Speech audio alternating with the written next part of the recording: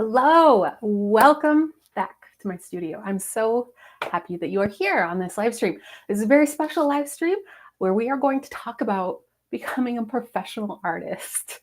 There are so many things and facets to that, but it's a new year. If your goal is to sell more art and potentially live off of those sales, let's talk about it.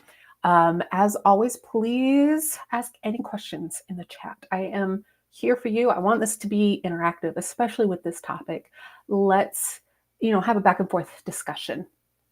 I will offer all of the information that I have, but the art world is crazy and unpredictable and frustrating and, kind of hard to navigate sometimes. So I can only speak from my personal experience, but that's why having a community of artists that you can kind of rely on and ask questions to is so important. Because they may have, a few different ideas of how to go about things, but I have talked to my artist friends to kind of get some ideas and pointers and, whatever I can to kind of share with you on what we think is the best way to go about an art career. So again, please feel free to ask questions. I am here for you. And as always, remember there is a PDF download. I'm going to be referring to that a lot through this live stream. I'm going to kind of go through all of those points and expand and whatever, because that really is kind of my guide to how I approach my own personal career. So let's get to it. So the first point that I put down there for starting your career as an artist is, of course, you have to curate your body of work. What does that mean? If you're first starting out, you're going to probably be experimenting with a lot of different things. Mediums, how to paint, in terms of like application, and whether you like to prefer to draw with dry mediums or, whatever it is. You're going to be experimenting a lot. And as you are experimenting, you're going to be gaining more skills and you're going to be finding things that work really well for you and things that don't work really well for you. But eventually, if you're going to have kind of a cohesive collection of work that people understand, oh, this is this person's work, it needs to kind of hold together a bit in terms of skill, in terms of approach, all these things. It's not a hard and fast rule that everything has to kind of look similar. But as you develop your own skills and your own way of doing things, it will kind of naturally follow that they feel like the same person did them. So beyond developing your skills, have a body of work that people can look at and see what it is that you're all about. That typically means 10 to 20 pieces before I'm personally comfortable saying this is my body of work for someone to look at. Really solid pieces, not like sketches, little studies, whatever. This is solid, composed, finished pieces. So that's kind of the first step, is you need to have the work to back it up. Then after that, you need to build a good website. That it can be tough. And there are services out there that will build your website that are specifically for artists. I haven't really found much use in those specific services. So I just use Squarespace. I built it all myself. Could it be better in some ways? Yeah. But I think it's better than some other people's websites that have it done through one of their services. So, it's kind of weigh your pros and cons. If you have a very specific direction that you want your website to go, you might want to build it yourself. If you kind of want it to be more functional and aesthetic still, but you don't know a whole lot about building a website, you might want to go through a service like Faso. FASO is the company that will host and build your website. And they're great. They're really great. They're just not my personal preference. So be sure to get a good website and study other artists' websites to kind of understand what you want to include and what you don't want to include in your own website. On the PDF, we have suggested Wix or Squarespace. And there are even some free services where you don't have to pay as long as you don't have a personal domain. I got an email for one today, actually. I wish I could remember what the name of it was, but they are free and you can just put one up there real quick. If you feel like you need a website immediately, go for it. It's not a bad idea, honestly. And it helps to get you in the mindset of, this is my professional presence, and what do I want that to look like? What do I want that to feel like? And you can kind of develop that around, your website and development and whatever. And I honestly, I change my website as I grow professionally, because I have a better idea of what my personal brand and professional look is, if that makes sense. Okay, number 3, get the best possible photos of your work. It is shocking to me how many artists have very, very poor quality photos of their work. If you're putting your work online, which is very, very likely that you will be, you need to represent yourself properly and allow people to understand what your work is all about. One of my most favorite flower painters in the world, it's a gentleman from England, has the worst photos of his work. You can still tell within those awful, grainy, blurry photos just how skilled these paintings are. But the photos themselves, and maybe he does it on purpose so that no one steals the images. It's entirely possible.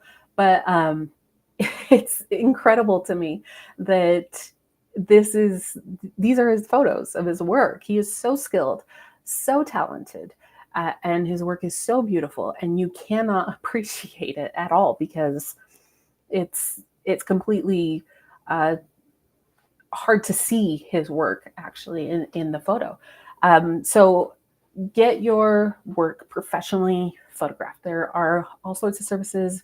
I'm sure that if you Google in your community photography services, it will come up. Or get your own equipment.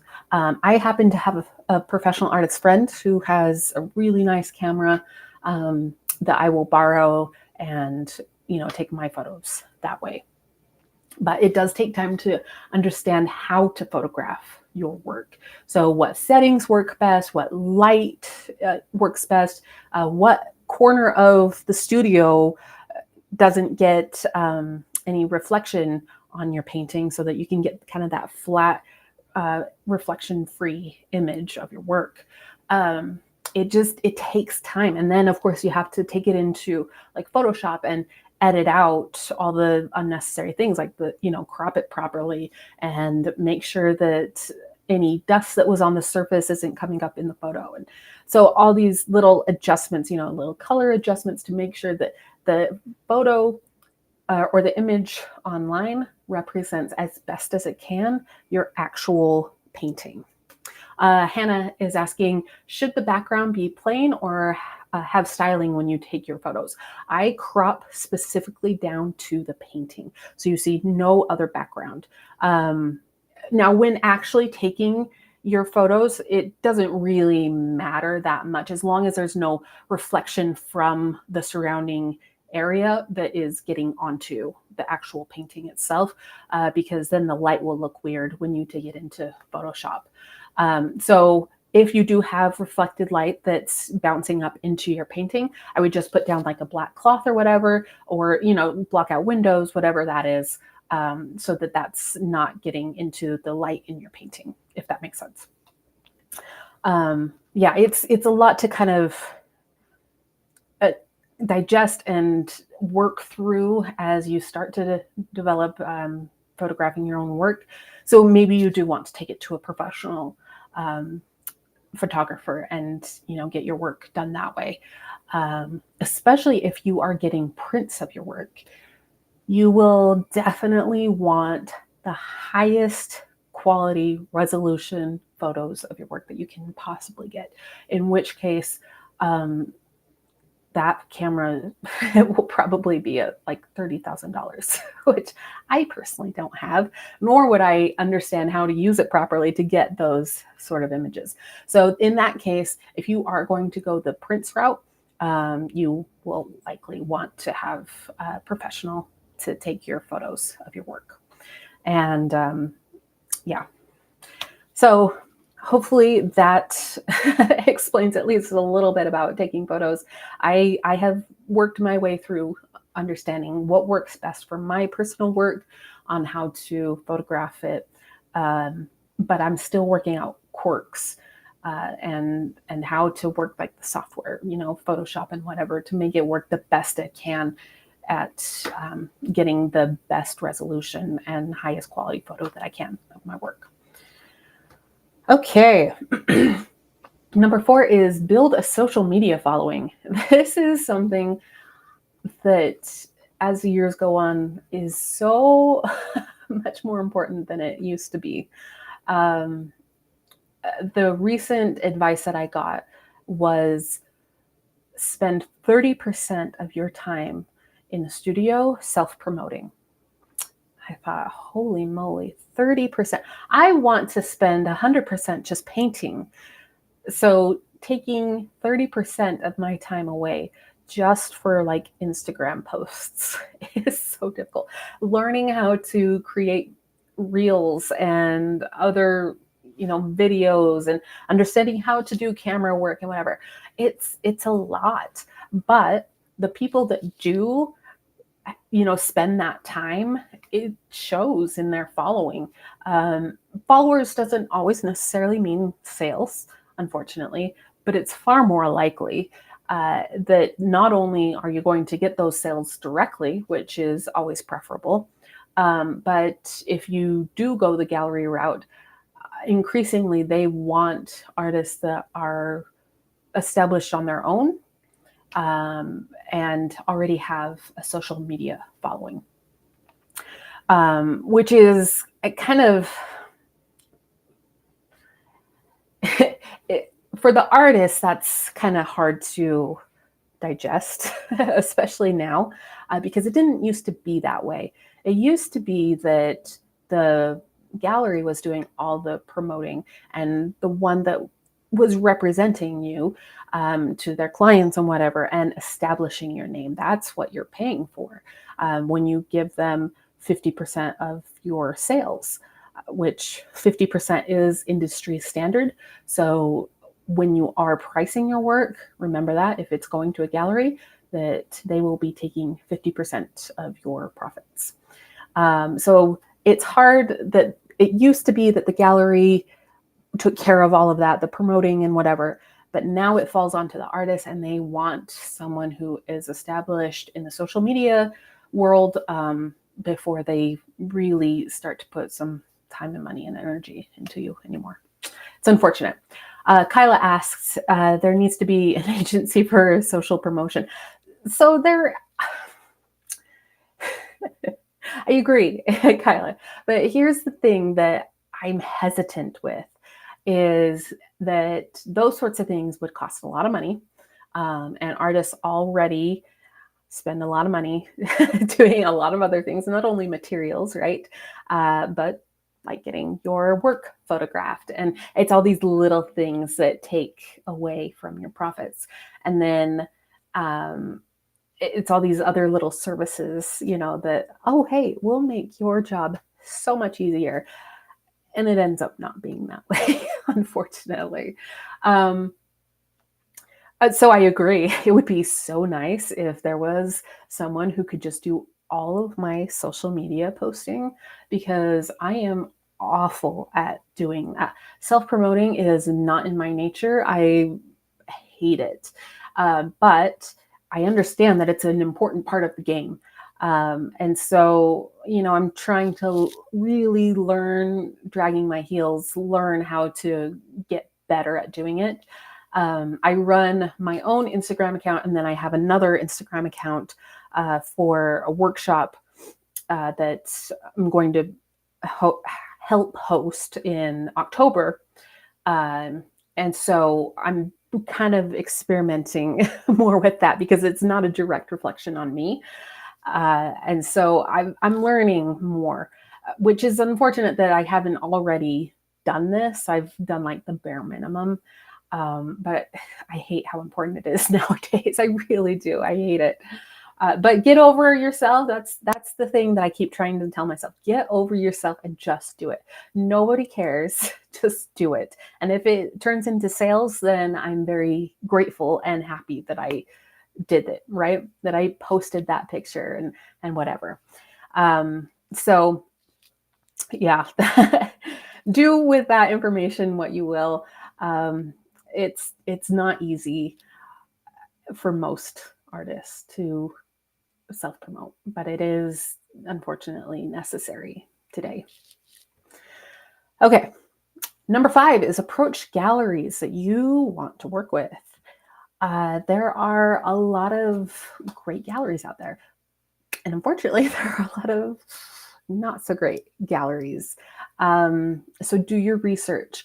Find out what area you want to be selling in.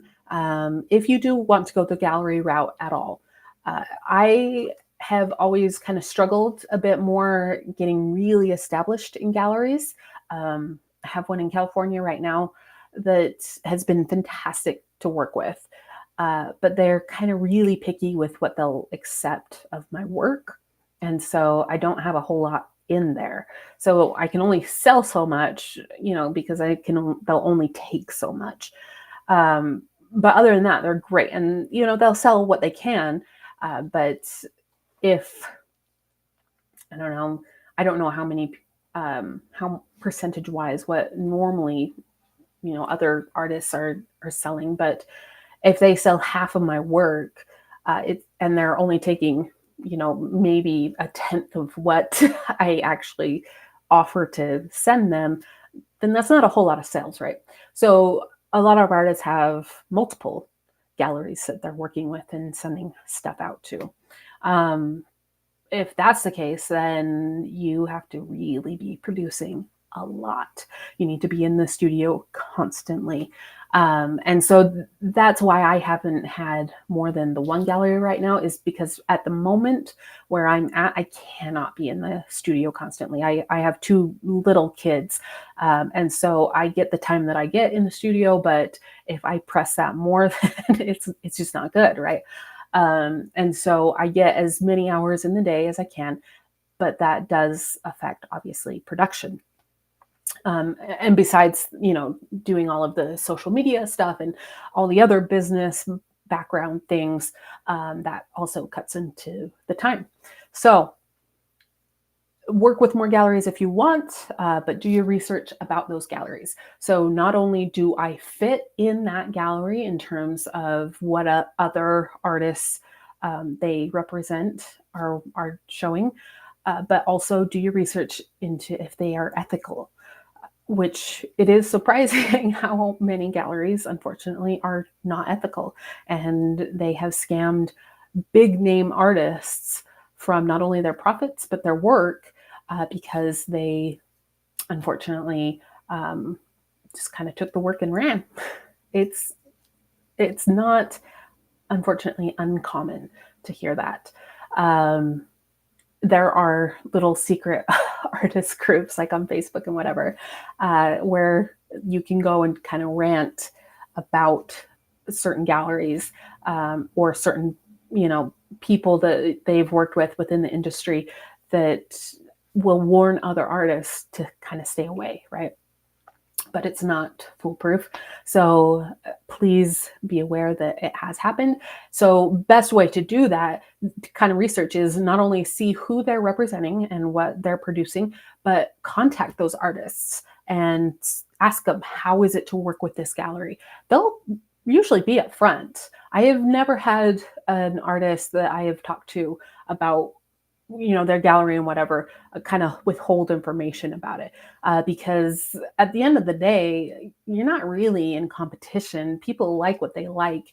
So if someone sees your painting and decides to buy that over their painting, okay, someone else is going to come along and buy their painting over your painting. So artists are pretty free with information.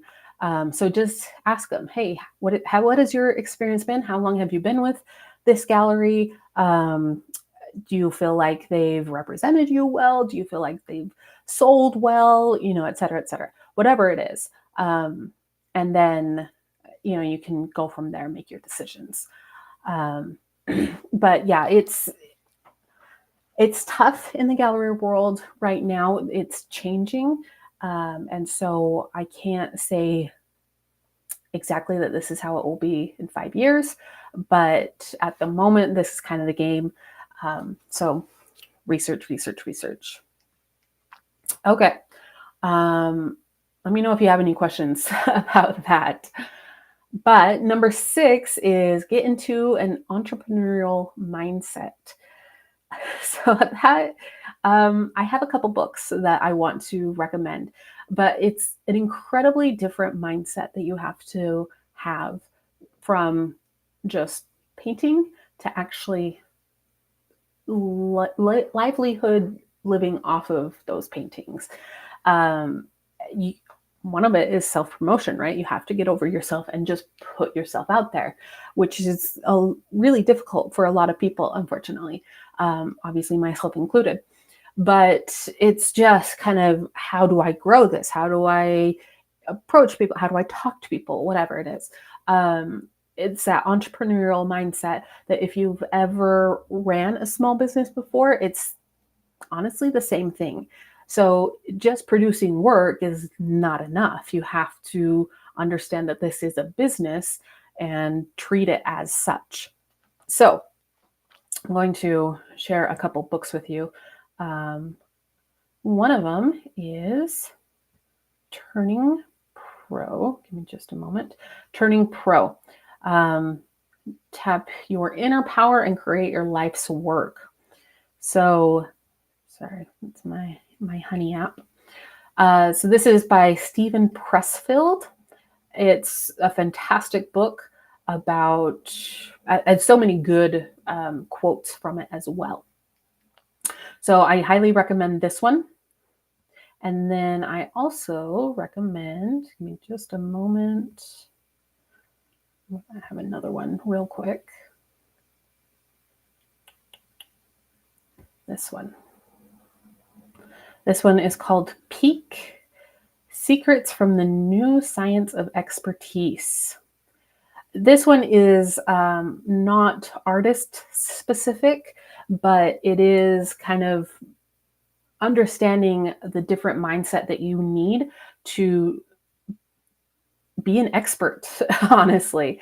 So I hope that is helpful. Those 2 books are helpful in changing that mindset. Get to be an expert in your field, and then, understand what it is about being professional in that field. So yeah, awesome books. And again, really great just quotes from that book as well. Those were recommended to me from artist friends that I highly respect and who have fantastic insights on being a professional artist. So definitely recommend those.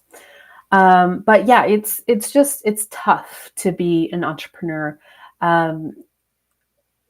You have to do all of the back work, like all of the tax understanding. I hate to admit this, I have been painting professionally since 2014, so 10 years now.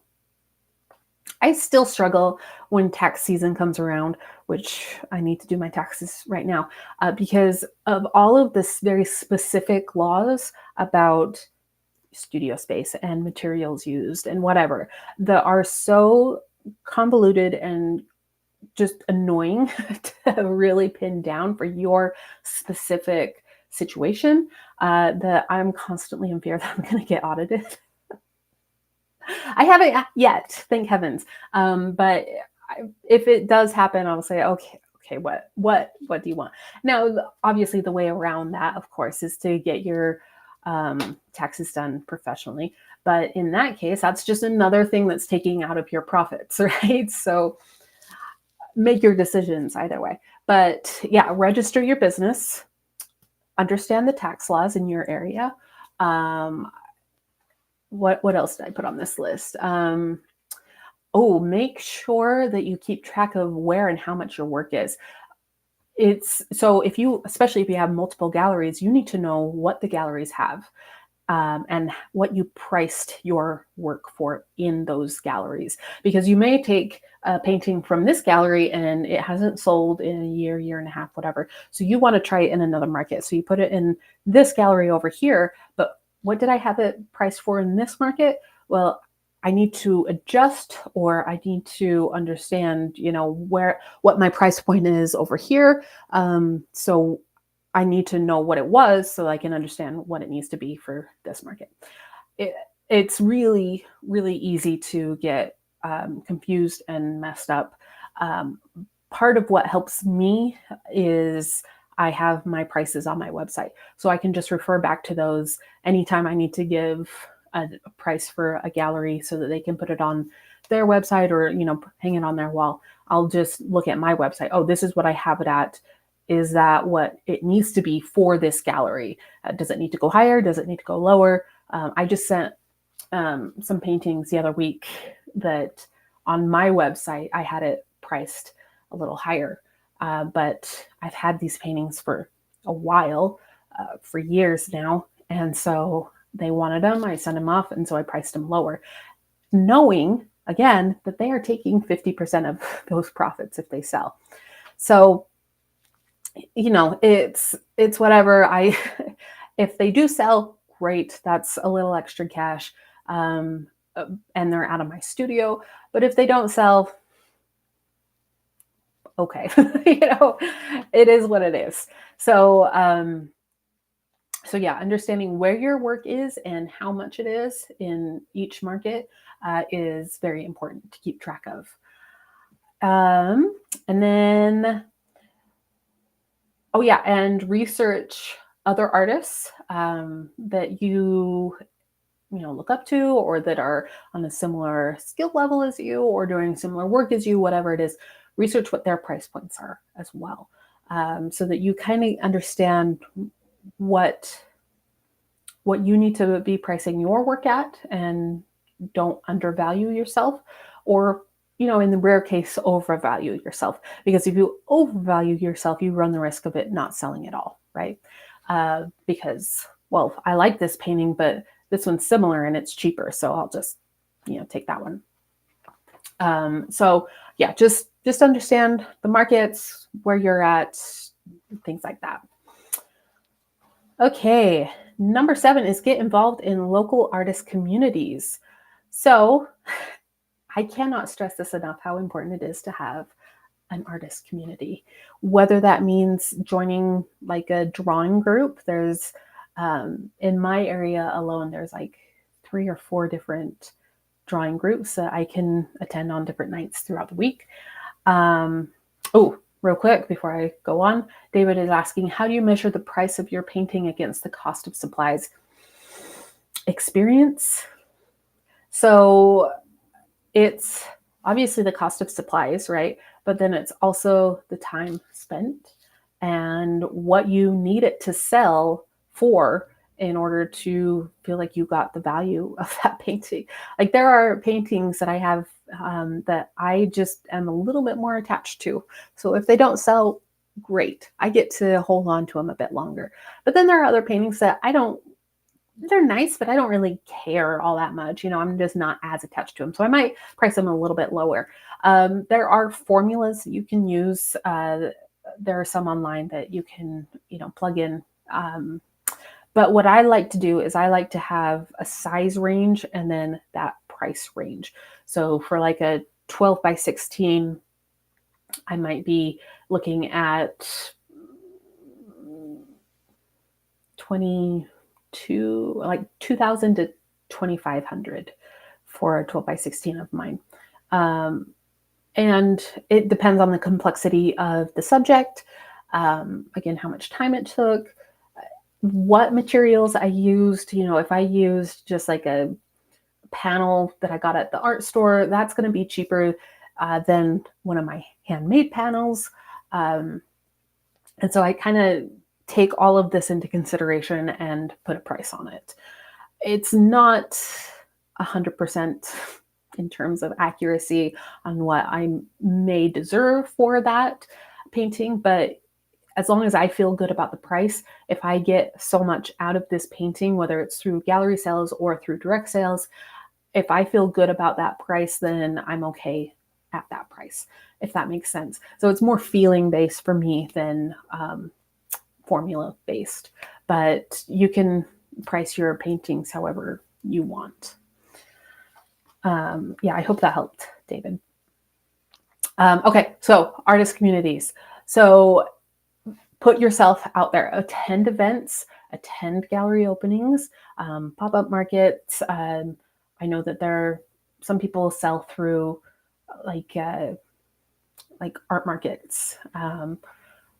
I've never done that, but if it works for you, then fantastic, especially if you're doing a lot of prints. I know prints sell really well through those types of venues. But you do have to buy your booth for those. So again, that's just another chunk, right? Taken out of the profits. But you do want to kind of ingrain yourself in the local artist community, because that's where you're going to be not only kind of getting feedback on your work by people that you trust, but it's how you're going to be hearing about different opportunities and different shows and whatever that you can be involved in. And then people will start coming to you for advice and whatever. So it not only connects you to your own work, but it connects you to local work, and kind of even national work, right? Because they're connected to people and whatever. So yeah, it's really important that you have a community. It keeps you grounded and continuing to work more than you would expect, quite honestly. There have been times where I haven't been as connected to my local community, and it's harder to paint, unfortunately, when I don't have that constant interaction with my artist friends. And so if I'm thinking more about painting, then I'm going to be painting more. So hopefully that helps. And again, it's a great way to make connections for galleries and art collectors and whatever. There have been several artist friends who have gotten commissions from other artist friends because one, a commission came in and they said, oh, that's not really for me, but I do have a friend who would fulfill that fantastically. So they get commissions that way as well. So it's so important to have your artist community and be active in it. Enter art competitions. There are so many art competitions available for you to enter. A lot of them are online, but a lot of them you enter online and then you send your artwork to a gallery. Like the national competitions that I usually enter, they will host, the online application, and then there is a host gallery, a physical gallery that they'll have the show at. So then you'll send your work off to the show, and people have the opportunity to buy your work through the show. But what I have found mostly that happens with those types of shows is that you get a good line on your CV, which, by the way, you need to write your CV. It's different than a resume. It's a bit more geared toward like art type things, your accomplishments, right, in the art world. But yeah, so you'll have that line on the CV. I was in such and such show. It's a national show, whatever. But if you win awards, that's even better, right? And that's where a lot of like magazine articles come from. There's a lot of monetary awards through those shows, supplies awards, like the Portrait Society of America. I haven't been keeping up with them in the past few years, but I know in the past they have given like huge easels away, like professional $10,000 easels away for winning the competition, on top of the monetary award for winning the competition too.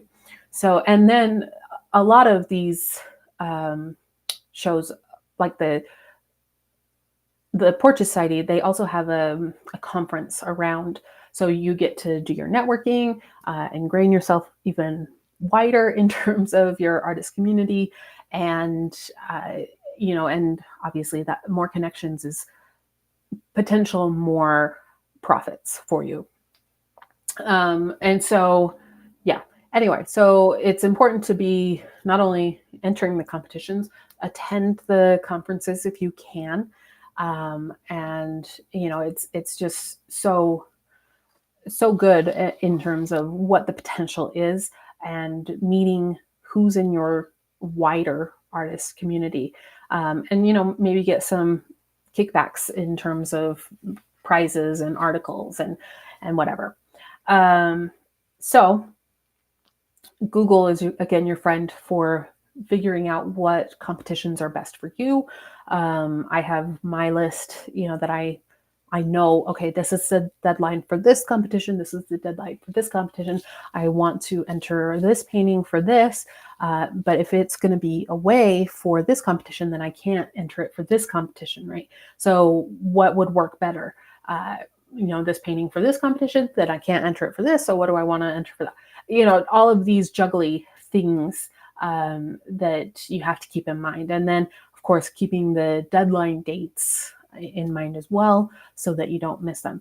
Now, these competitions generally do have an entry fee. That's how they are, supplying the prize money. So that can add up. Just keep in mind. But if you are pretty confident in your work, or if you're willing to spend that money for that line on your CV that I was in this show, that looks good to galleries and whoever else might be interested in your work, then it might be worth it for you. Just realized I have my ribbons here of competitions that I've won. So it is absolutely possible to get some good prizes, whether that's more local competitions or wider national competitions. So please enter. Okay, the last point that I have on here is work at your absolute best. So part of the topic of thinking an entrepreneurial mindset kind of flows into this. Work at your absolute best.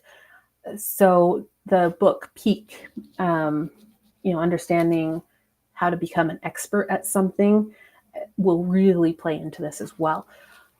You want to put the best representation of yourself out there that you can. So if you are working on a painting and you're kind of rushing through it and you're like, I have this coming up, this deadline coming up, I need to just get through it. Here's a painting. You're not going to feel good about that painting, right? And I've done this. I've had paintings out there in the world that I'm not proud of, but it fulfilled the requirement for the moment, right? But once I get them back, either I paint over them or I continue to work on them, so that I always have my best out there as possible. So before I send anything out, I really try as best I can to address all of the issues that I can at the skill level that I'm at the moment, if that makes sense. I don't want to put anything but out into the world. So it stays on the easel, it stays in my studio until I feel like it's actually ready. And I'm constantly trying to get better and better and better. And again, that's where your artist community is important. Get that feedback from your colleagues about, okay, what do you think about this painting? I feel great about this, but I'm a little unsure about this, if this is working, whatever. So be sure that you're getting honest feedback. That's really where your community is going to be at its best, is if you can find people who will give you honest feedback, and be willing to hear that and absorb it. You may not take their advice for everything, but if you have a question about your painting and you take it to someone and they say, okay, I like this, I think this is working, this is not quite working yet, you might want to rethink this and this and this, whatever, let that absorb in, and then take your next actions on the painting from there. So always try to work at your best. It's so important to keep pushing yourself. So let me see if I included any other. Ooh, self-critique. Yeah, that's also very, very important. In the academy, that's kind of the whole point, is that you are learning how to self-critique. Someone comes along and critiques your work and points out all the things that are wrong. And so you correct those, but then you also, as you're correcting, find other things that are wrong in your piece. And so then you start correcting those, and then you keep going and correct those. And then someone comes along and they look at your piece and they say, okay, well, this and this and this are great, but this and this and this are wrong. And so then you correct those, whatever. So you're developing naturally the ability to self-critique your own work, so that you don't need someone to come along and say this and this and this are wrong, but you kind of always do need someone to say, yeah, this is looking great, this is not working great, which again is what your community is for. So being able to have the skill to self-critique and be very honest with yourself and your work is crucial to producing your best work. And that just takes time. Your work that you produce now is not going to be the work that you produce in 10 years. You're going to obviously very much develop skills that you will have then that you just don't have now.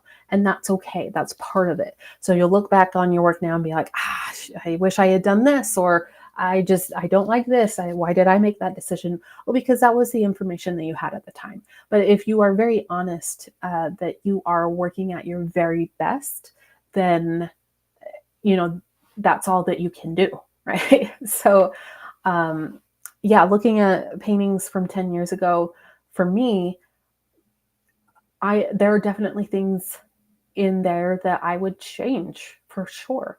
But I knew that at the time, I put everything that I had into that painting. And so, I can't do anything about that now, because I don't think I have paintings from 10 years ago just lying around in my studio anymore. But, I can look at paintings that I have. I did this sunflower one last year, and there are things in there that I'm like, I can change that. I understand why I made that decision when I made it, but now I know better on how to get a better result, mix my colors a bit differently or whatever, so that I can make that particular flower. And right there, it has been bothering me, but I didn't quite have the answer on how to change it. But I understand better now what needs to happen, so I can go back and change it. But if it was already gone, if it was already sold, then it is what it is, right? But I did the best that I could at the time with that painting. So yeah, if any questions on that, please let me know. But one of the main things with being a professional is being honest with yourself. And that just takes time and conscious effort. So, and don't be afraid of feedback. Whether you agree with it or not, don't be afraid of it. So yeah, those were the 9 points that I had mapped out on the PDF download. are there any other questions on any of those, or in general, any other questions? Because I want to make sure that if you are, feeling a little hesitant or whatever it is, that you have the opportunity, of course, to ask your questions and get the answers. I want you to succeed. I really do. The art world, like I said, is very unpredictable. So even the best artists out there struggle with kind of working through the ebbs and flows. Art is unfortunately considered a luxury item. I can tell you, I actually just recorded a podcast a few weeks ago with a couple of my artist friends. It's Unvarnished Podcast. It's the latest episode on there. And we talk all about the art world. If you want to listen to that and kind of get more insight, then please. Please look that up. And, we're a lot more loose and free, I guess, with our thoughts and opinions. That's just kind of the nature of the platform. But yeah, so if you want other people's, thoughts and opinions on the art world and art market, please check it out. Unvarnished Podcast, and it's the latest episode on there. So we talk a lot about how the art market has changed, how galleries have changed, and it's incredible from when I was in school to where I am now. Just the stark difference. When I decided to go to the art academy, this whole social media thing was not the thing. It was, you go to school, you get the skills, you create the work, you find a gallery that represents you, and that's how you sell your work. That's just not how it works anymore, unfortunately. So we're still trying to work our way through all of this, and find a path that is consistent, which unfortunately I don't know that we'll ever find, because who knows, economically and whatever, if people will be interested in your work, or maybe it's just not the right time, or maybe it's not in the right market, or whatever it is. It's kind of just a game of figuring it out. So if you have the time and patience and resources to put into, the art market game, then by all means, please try. It can be frustrating, but at the same time, if you're doing what you love, I'm creating work that I absolutely love, and I love challenging myself every day and calling myself a professional artist. It just makes me just happier in my life, quite honestly. And I like making my family proud of what I'm doing. And, I'm pursuing these things that I have studied very, very hard for and worked very, very hard for. So yeah, I get off my little high horse here, but hopefully this has been helpful for you in your own journey. And I hope that, you can get some success and, do all of the things that you hope that you can through your work. Okay, so no more questions. Thank you so much for coming, and I will see you in the next one. Thanks so much. Bye.